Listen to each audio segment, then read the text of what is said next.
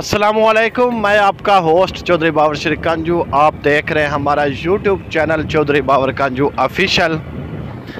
तो अज का विलाग बड़ा दिलचस्प थीवन वाला है और अज का विलाग है जिस बन ते मैं जाता पाया।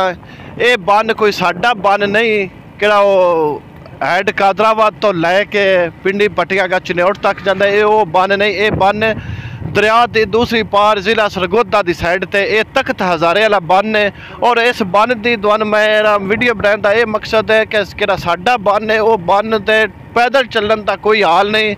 इस ते जनाब मेरी बड़ी हैवी ट्रैफिक गुजरती है और इस ते बड़ी हैवी ट्रैफिक गुजरती है। असी आप इस ते सफ़र करते पे बड़ा दिलचस्प है रोड है, यकीन करो मज़ा आ रहा है। तो हुण मैं दोनों इस रोड के सिर्फ मनाजर विखाने भी साडा रोड ते भी पैसे लगते हैं, पर वो पैसे किवें खांदे ने ते ये पैसे किवें लैंदे ने और इस पैसे लैन का हक उन्हें किवें अदा किया। किसी जगह तो नहीं टूट फूट का शिकार, किसी थां तो खड्डे नहीं पे, किसी थां तो कुछ भी नहीं।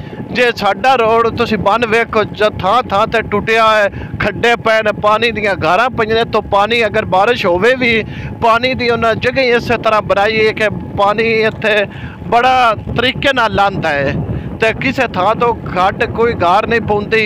हुण तुहानू मैं मनाजर विखाने इस बन दे भी इन्हें किवें इत्थे पैसे लाए ते साडे बन वाले किवें पैसे खांदे ने। ए जनाब मेरी बन है जड़ा तख्त हज़ारा बन जाने के सरगोदा साइड वालों बन आता है। ये तुसी बन हुण वेख्या कि बन किस तरह उन्हें सलामी बनाई है, किवें इत्थे उन्हें सलामी बना के पानी का जिहड़ा इत्थों लाहन का निज़ाम है वो किस तरह बन उन्हें बनाया है, किवें पानी लांदा। और इत्थे कि असल गल खब्बल जम गए जितों पानी का खुरन का रोड का या बन का मसला ही कोई नहीं।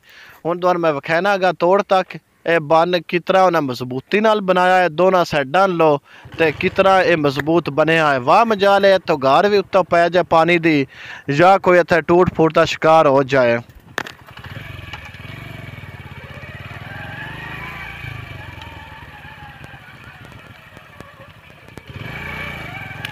किसी जगह तो नहीं खड्डा, किसी जा तो नहीं इत्थे बकायदा इहदे उत्ते हैवी ट्रैफिक गुजरती है। ये तुसी वेख सकते हो इहदे उत्ते कमान दे ट्राले ने साइड ते कमान दे सारा ये कमान दे ट्राले इहदे तो लोड हो के इत्थों गुजरते हैं। साडे रोड बन उत्तों जो वेखो तो खोती रेड़ी नहीं गुजर सकती, वो भी किसी खड्डे किसी गार च पै सकती है। इहदे तो कमान दे उन्हें ट्राले लगाए पैने बड़ी ए बन तुसी वेखो साडे बन दे तुसी हाल वेखो भाई उनके की हाल है। हुण साइड किनारे मैं एक लगा जाना, साइड किनारे किसी जगह ते इनते घर नहीं, कोई घरल नहीं, कोई कुछ नहीं। साइयां पैसे लाए ने कोई साडे बन रीत कोई नहीं भाई पैसे तो साइयां लैंदे ने पर वो दो उन्ने खांदे भी ने। इन्हें पैसे लाए ने किसी थां तो वेख सकते हो भाई कोई गार होवे, कोई घरल पई होवे, कोई मिट्टी खुरी होवे।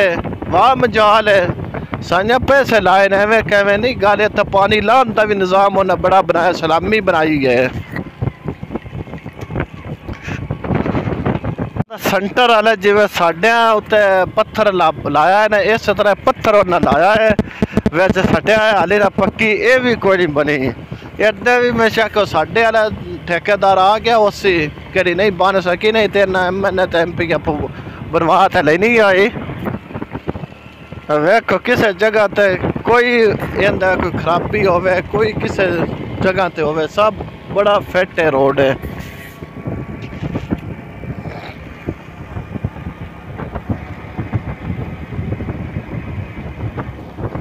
तकरीबन मैं गुजरता पे तो 40 की स्पीड दे रोड 40 की स्पीड ते मैं मोटरसाइकिल ले जाना। वाह मजाल है कदों इत्थे कोई खड्डा या रोडा उत्ते आ जाए, कोई गार वे गरल आ जाए। अगर पक्की आ गई हुण असीं तख्त हज़ारे चलने।